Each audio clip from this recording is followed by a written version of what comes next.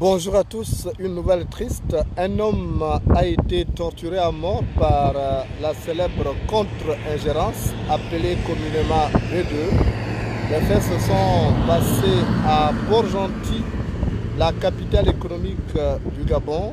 Cet homme est présenté comme un ressortissant nigérien de profession coiffeur et il a été convoqué ce matin par la contre-ingérence pour une affaire de viol sur mineur de 13 ans, mais au cours de l'audition, les agents de la contre-ingérence auraient torturé cruellement le mis en cause jusqu'à ce que mort s'en suive. D'après nos informations, le coiffeur décédé se prénommait Steve. Il était installé dans la zone de Cité-Satom, dans le premier arrondissement de Port-Gentil. Et la fille à l'origine du drame serait une mineure de 13 ans qui aurait cité ce coiffeur parmi tant d'autres, parmi bien d'autres jeunes hommes avec lesquels elle couchait. D'après nos informations, la mineure, l'adolescente donc de 13 ans, gérait de temps à autre le bar de ses parents, ce qui lui a permis d'être en contact avec certains hommes et qui ont fini par en faire une compagne. Et parmi ces hommes, il y avait donc le ressortissant nigérien qui était coiffeur donc à Cité Satom.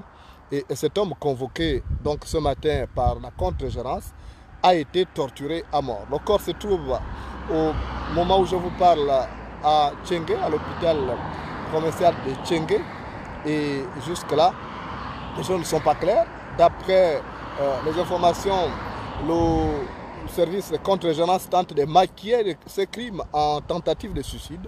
On avance même la thèse d'un suicide par comprimé. Or, d'après les informations qui nous sont parvenues, cet homme n'avait nullement l'intention de mettre fin à ses jours. Et lorsqu'il s'est présenté ce matin du côté de la contre-gérance, il s'est présenté en compagnie de sa femme. On a demandé à sa femme de sortir, de s'éloigner même des locaux de la contre-gérance pour permettre aux tortionnaires donc, de cette entité de le torturer à mort. Et évidemment, ce qu'on craignait est arrivé. Cet homme est donc mort.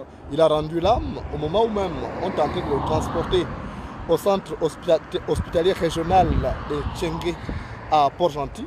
La contre-gérance est reconnue comme cette entité toujours responsable de beaucoup de crimes par torture.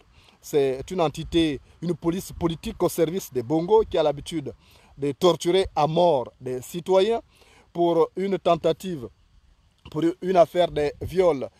On a fait une justice expéditive alors que cette entité n'est pas du tout le parquet. Seul le parquet a l'habilité de juger et condamner les gens, mais ce n'est pas le cas. Ce sont les agents de la contre-ingérence qui ont donc fait la justice punitive ici en torturant à mort ces ressortissants nigériens qui étaient coiffeurs à Cité Satom dans le premier arrondissement de Port-Gentil. Pour le moment, l'information n'est pas encore répandue dans la capitale économique. On ignore un peu la réaction des ressortissants nigériens quand on sait leur solidarité pour une affaire de viol et surtout qu'il était parmi tant d'autres.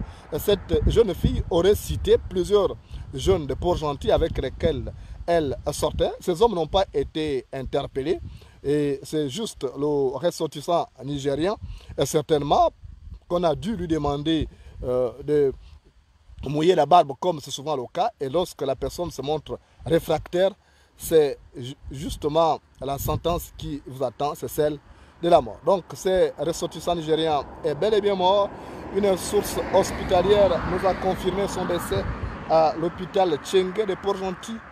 Nous reviendrons pour d'autres précisions et certainement pour les derniers développements que prendra cette affaire qui pourrait amener donc d'autres ressortissants nigériens à monter au créneau et surtout pour dire non à cette justice expéditive punitive aussi, qui est instaurée par les Bongo. Et vous savez, à Port-Gentil, tout comme à Libreville, le B2 servit régulièrement là-bas, alors que c'est une police militaire qui ne devait pas du tout traiter de ce genre d'affaires. Il y a la police judiciaire qui est bien placée, il y a le commissariat de police, sans oublier la gendarmerie. Et la contre-gérance devait s'occuper des questions militaires. Je me demande un peu comment on a fait pour qu'une affaire comme une tentative de viol ou viol sur mineur atterrit sur la table de la contre-gérance qui devait plutôt s'occuper des questions militaires. Alors, c'est donc un autre problème qui est posé ici. On espère que cette fois-ci, il y aura des sanctions pour décourager d'autres velléités dans ce sens, surtout que c'est devenu monnaie courante. Souvenez-vous de cet étudiant qui avait été violé dans les locaux de la contre-gérance. Cette entité utilise la torture pour arracher des aveux à certains mis en cause qui sont toujours tenus donc d'accepter de donner des versions qui parfois ne tiennent pas avec la réalité du terrain. L'information continue sur Facebook et YouTube. On se retrouve un peu plus tard.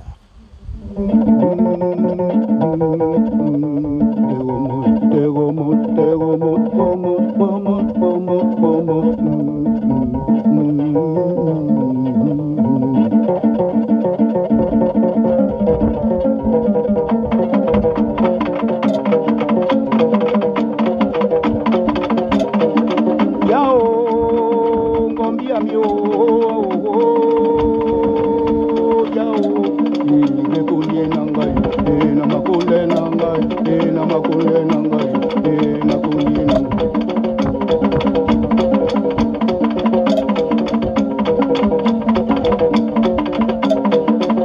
kitami jabe o we kundi nanga mutinga we bongi munu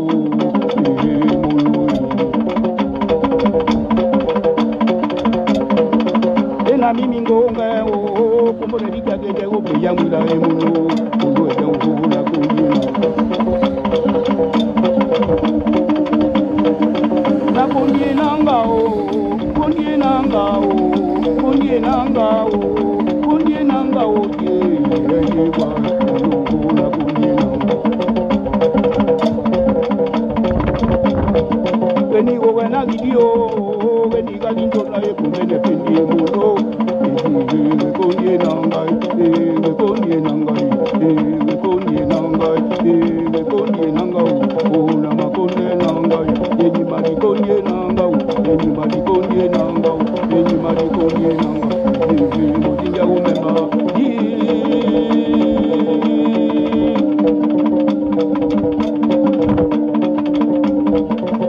Jami mozunda o ne ya pemba umbuka mokoko ebulu no eti mozunda mo jami o ne pemba mo jami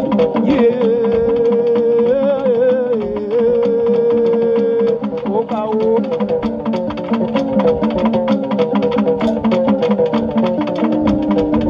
na bundi nanga o bundi nanga o bundi nanga o imadi bundi nanga o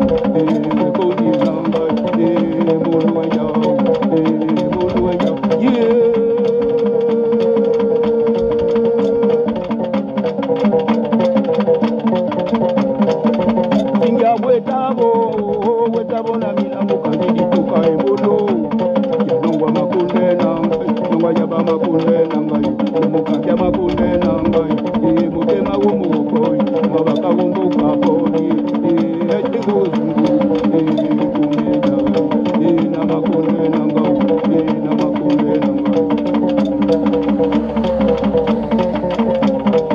imali kundi nanga o kundi nanga o kundi nanga o ye